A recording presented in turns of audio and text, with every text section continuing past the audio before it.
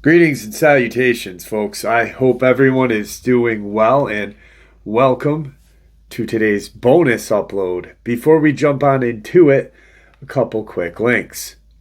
As many of you may know, I rely on Patreon, PayPal, channel membership, and the merch to help the channel to continue to grow and go. Links to Patreon, PayPal, and channel membership is in the description below. Merch displayed directly under the video. Also, Dogman, Frightening Encounters, Volume 1 through 3, the audiobook versions. They were written and researched by Tom Lyons, narrated and produced by me, Jeff Nadolny. These audiobooks are available on Audible, Amazon, and iTunes, links to which are also in the description as well. And finally, last but definitely not least, if you'd really like to help support the channel to continue to grow and go, simply subscribe. It does not cost a cent. Click the like button, takes half a second. If you don't want to miss out on any of the informative uploads that I put out daily, click that bell icon, and folks, please leave a comment and share the video. Why? Well, because these things, they really do help the channel to continue to grow and go. They definitely do matter, and they are appreciated. And with that, I have taken far too much of your time. Let's jump in to today's bonus, shall we? In 1984, there was a movie by James Cameron called The Terminator. It was a very thought-provoking movie, probably one of the best movies that year, minus Return of the Jedi. But what it did was it got people's minds going. And unfortunately, I don't think it got people's minds going enough, because the second Silicon Valley and the tech industry started designing modern technology to make our lives easier, we kind of forgot about that movie, The Terminator, didn't we? And Skynet, and what Skynet was capable of. A world with no people, just artificial intelligence. Well, guess what, guys? It's starting to happen. It's been happening, but now it's progressing to a point where we may not be able to stop it. Do they want to stop it? I don't think so. I think the human ignorance and ego that are involved in these programs, like Darpa, they pretty much say, well, we're human. This is artificial intelligence that we created. We'll always be able to control it. Yeah, okay. Check this out. The rise of the robot in the 21st century can be directly related with the rise of drone technologies perfected by the United States military. Drones, or UAVs, unmanned aerial vehicles, have unexpectedly become popular in the mainstream media, mostly due to conspiracy theories and Kentucky Senator Rand Paul epic 13-hour filibuster before Congress. Senator Paul schooled the Congressional Committee on how drones are currently being used to kill innocent civilians in Pakistan and Afghanistan, and how the use of drones over American skies could potentially be used from everything to unwarranted spying to capturing and killing terrorists and criminals. Drones for spying and warfare can come as small as mosquitoes, and these drones can do everything from record conversations to emitting deadly biochemical weapons. The uses of drones have grown so much that they comprise over 30% of all U.S. military aircraft. But the real dangers of drones are the warning signs they signal for the eventual steps forward the AI becoming aware. These warnings can be eerily traced with one word: Skynet, a fictional, self-aware, robotic intelligence system that threatened to eradicate humanity in the Terminator. In the franchise storyline, Skynet was an advanced computer system created for the United States military by defense contractor Cyberdyne Systems. Skynet was billed as the Global Digital Defense Network and given internet command with cloud technology over all computerized military hardware systems. This robotic Wi-Fi brain system would eventually lead to self-awareness, and shortly after being implemented on April 19, 2011, Skynet launched a nuclear war that killed billions. While we are still decades away from reaching that scenario described in the fictional Terminator series, nuclear destruction and the building blocks that could compose this doom are already being assembled. In fact, as shocking as it sounds, there is even a Skynet telecommunication satellite that is in orbit right now. John Amos, science correspondent for the BBC, writes, "The Skynet system, which includes the radio equipment deployed on ships, vehicles, and in the hands of our troop, is the United Kingdom's single best space project. It is valued at up to $3.6 billion over 20 years and is run by a commercial company, Ostrom, in the Private Finance Initiative and with the Ministry of Defense. UK forces pay an annual service charge for which they are guaranteed bandwidth, with spare capacity then sold to friendly forces. These third-party customers include the NATO allies such as the US. The Ariane left the ground at precisely 18:45 local time and dropped off Skynet 5D 27 minutes later over the east coast of Africa. 5D will now use its own propulsion system to move into the geostationary position at an altitude of 36,000 kilometers. The eventual operating position early next year will be at 53 degrees east. The first 3 spacecraft in the Skynet series were launched in 2007 through 2008.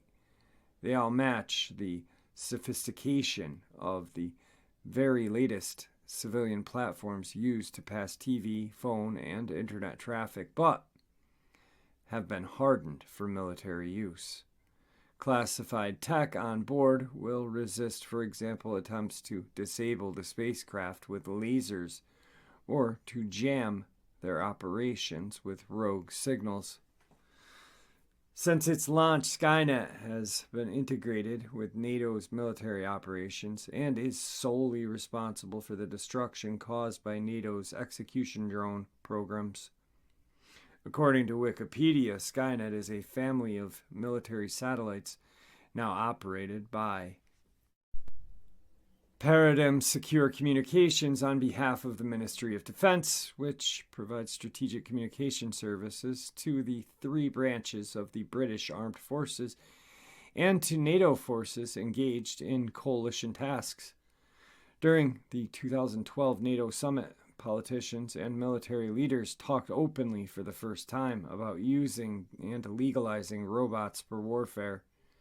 While the drone wars have already begun, the era of robot wars is suddenly fast approaching. We have progressed to the point that pilots like Tom Cruise and Top Gun are quickly becoming obsolete. For example, the slick black, arrow-shaped X-47B stealth drone developed by Northrop Grumman can be used as an armed destroyer or surveillance tool. It can fly faster than a B-52, is cheaper to make, and does not require a human pilot. Another defense contractor, BAE Systems, has funded a military robotics project with Professor Henrik Christians at the Georgia Institute of Technology in Atlanta, Their goal is to develop unmanned robotic jeeps capable of exploring and digitally mapping dangerous enemy terrain. Professor Christensen tells the BBC these robots will basically spread out. They'll go through the environment and map out what it looks like so that by the time you have humans entering the building, you have a lot of intelligence about what's happening there.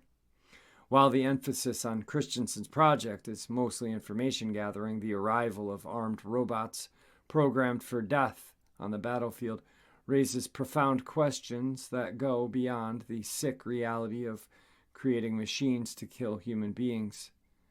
Peter W. Singer, an expert in warfare and consultant to the Pentagon at the Brooklyn Institution in Washington, D.C., wrote a best-selling book, Wired for War, that expertly describes the future roles robots will inhabit in wartime scenarios.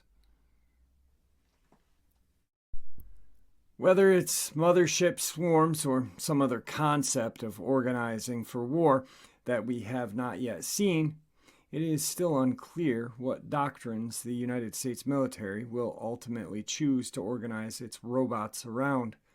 Whatever doctrine prevails, it is clear that the American military must begin to think about the consequences of the 21st century battlefield, in which it is sending out fewer humans and more robots.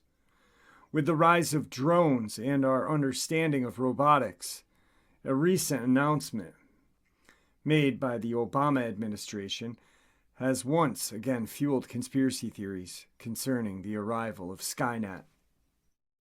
Obama has secured $300 million worth of federal funding for an extensive neuroscience project in an effort to map and understand the human brain.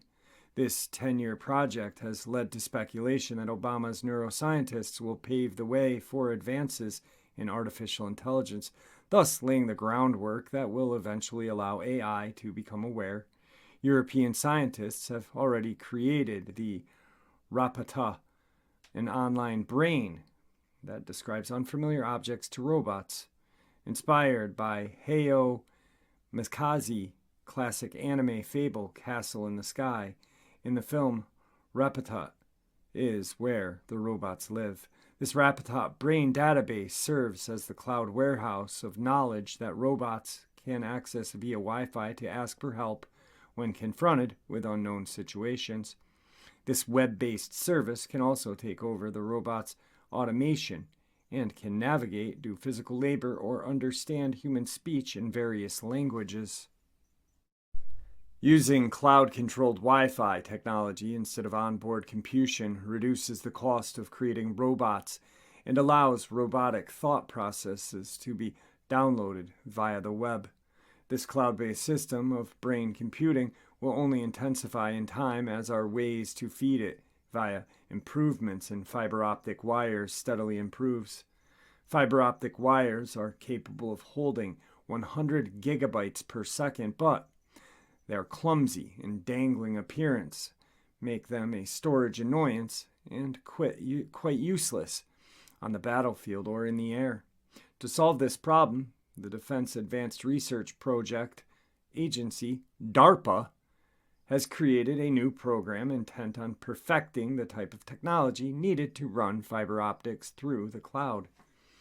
In an article posted on December 12, 2012 in the popular technical science blog, Ars Technica, Shane Gallagher writes, "Of course, you can't run a fiber backbone through the air or summon one up at will on the battlefield.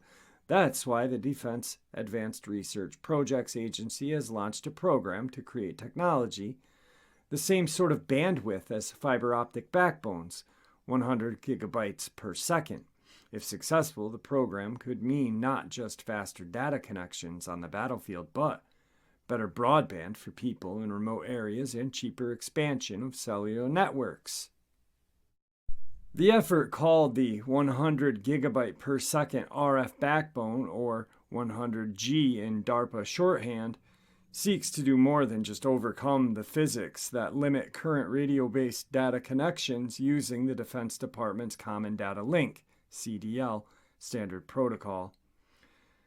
The initiative is searching for a solution that will be able to be deployed both to the battlefield and aboard aircraft, and work at distances of over 200 kilometers.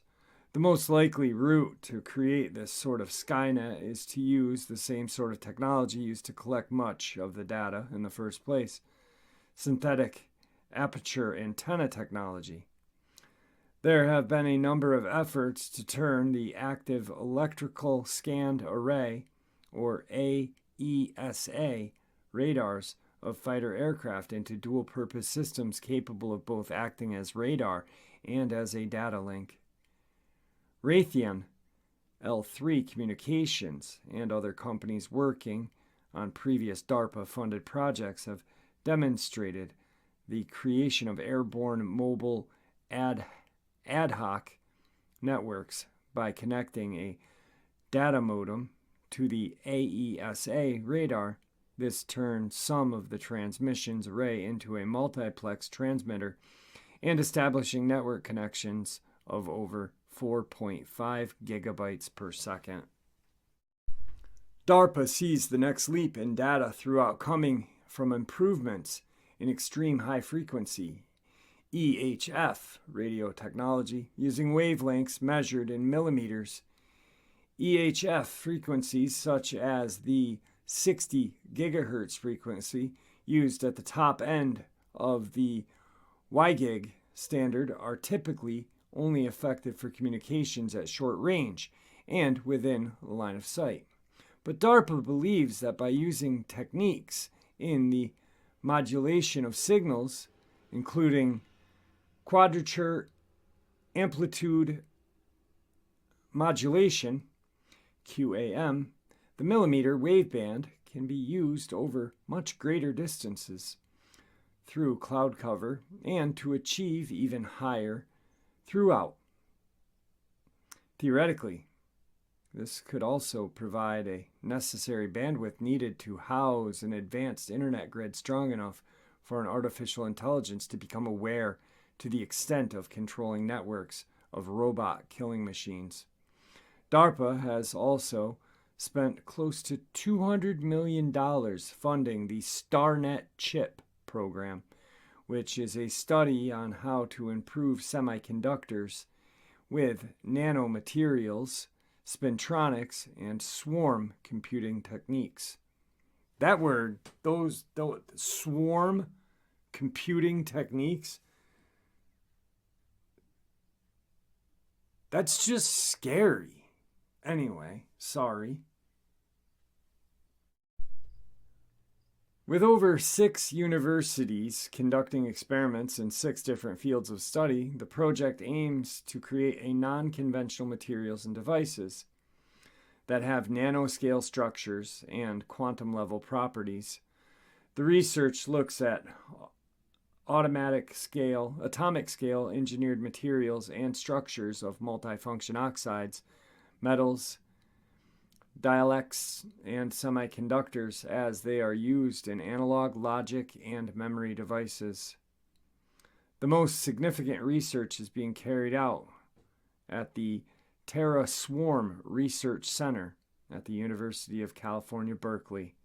Terra Swarm is looking at a sensor and command control system on a city scale that can be deployed by using massive disruption, swarm computing, and communication technology.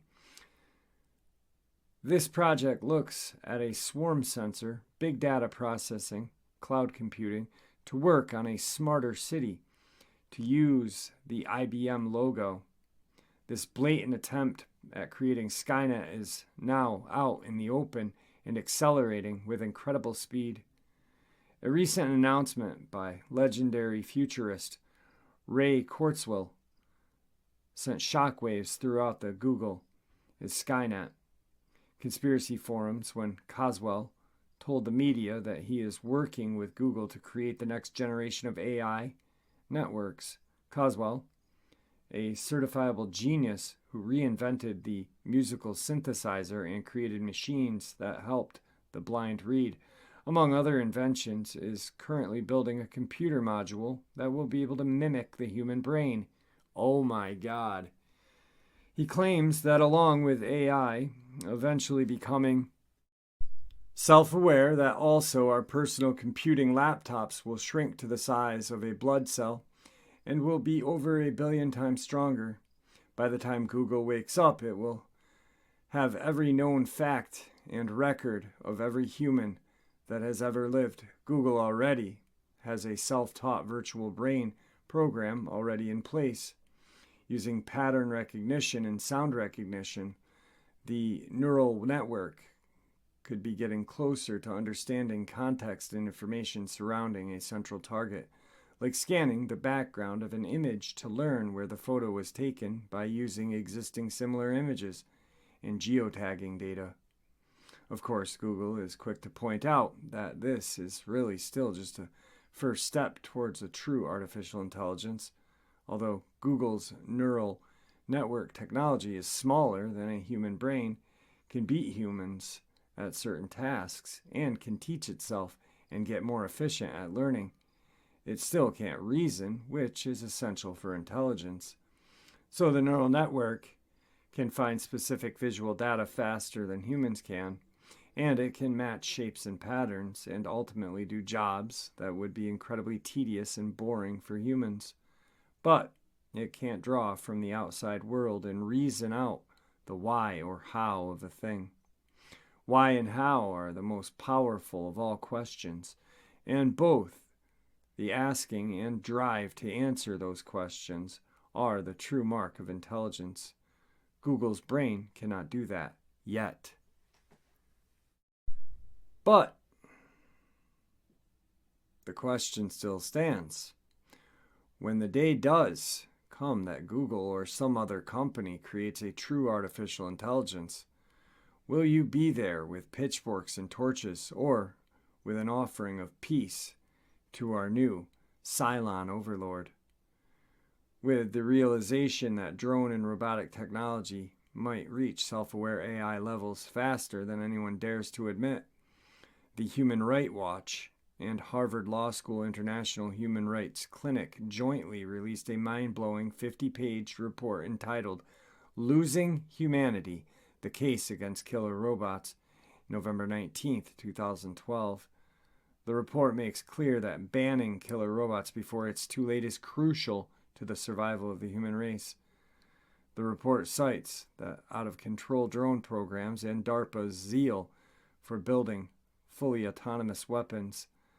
This legitimate threat was also addressed by award-winning former intelligence officer Lieutenant Colonel Douglas Pryor in an essay titled The Rise of the Machines, published by the United States Army Combined Arms Center.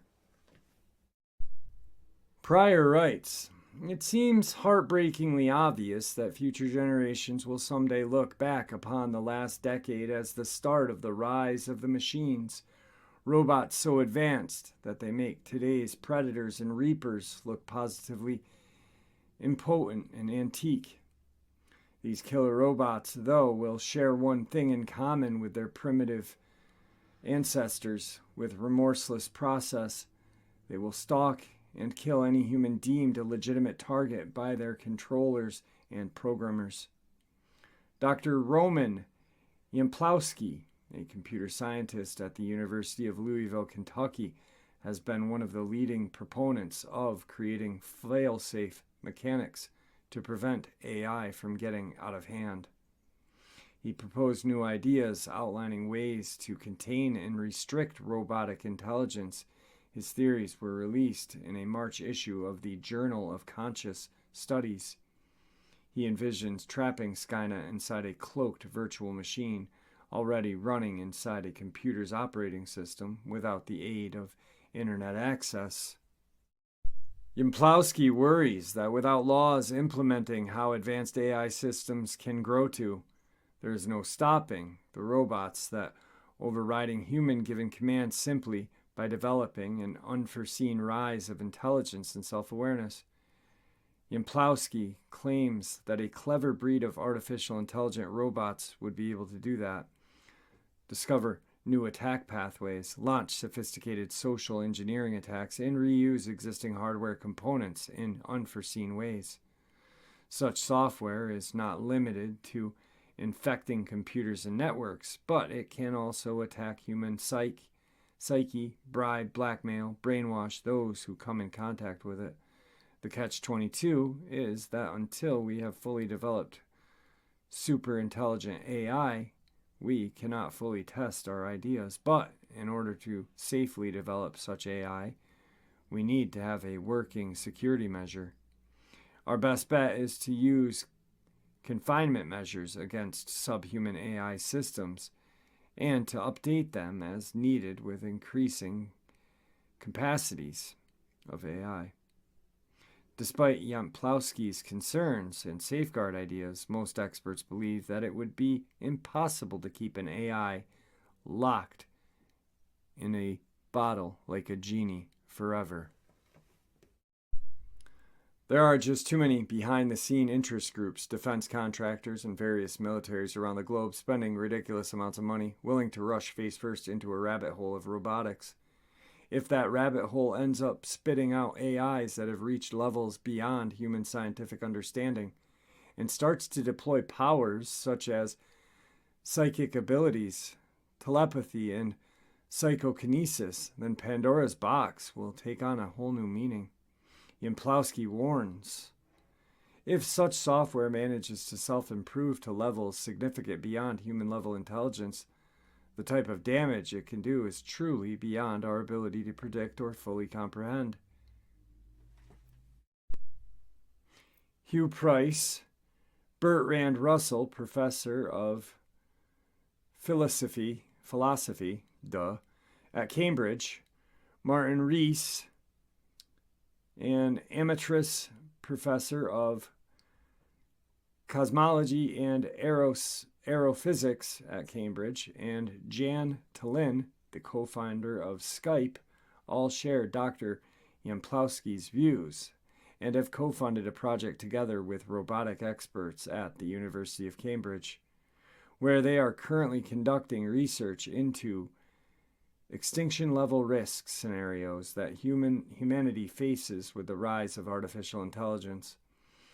With the unstoppable advancements of AI and Skynet plowing full speed ahead, the ability for robots to become self-aware and possibly taking over the planet has become a reality. More safeguards are needed, along with openly televised debates in public forums to help raise awareness on this crucial topic. If not, this reckless drive to mend man with machine at an overboard pace without taking notes of consequence might ultimately put us on the road to ruin. Bill Joy, computer scientist and co-founder of Sun Microsystems, wrote a shocking article called "Why the Future Doesn't Need Us," detailing the fall of humanity and the rise of robots. Now, more than 13 years old, his point is valid and frightening than ever before, especially after news leaked that Darpa is setting out to make computers that can teach themselves how to think. That, my friends, is absolutely terrifying. I hate robots. I have for a very long time. I remember when I saw those videos of Boston Scientific robots, and they freaked me out. Now that I think about it, I think Google bought Boston Scientific, if I'm not mistaken. Well, maybe here's one thing. Maybe with the destruction of humanity by the robots, maybe the robots will be able to finally wipe out the Dogman. Wouldn't that be a kick? And there you have it. I hope you all enjoyed today's bonus as much as I enjoyed sharing it with you. I'd like to thank you all for supporting this channel. It is your support that helps the channel to continue to grow and go. and what gives us all a place and a chance to share our experiences and theories judgment-free. Everyone is simply treated with the respect that we deserve. Please stay safe, happy, healthy, and ever vigilant, keeping an eye on our children, our pets, family, and our friends. These creatures are real. These events have happened. Share this information with those you love and care about, and it may just help save their lives someday. Until next time, never stop asking questions, never stop searching for the truth, and God bless you all.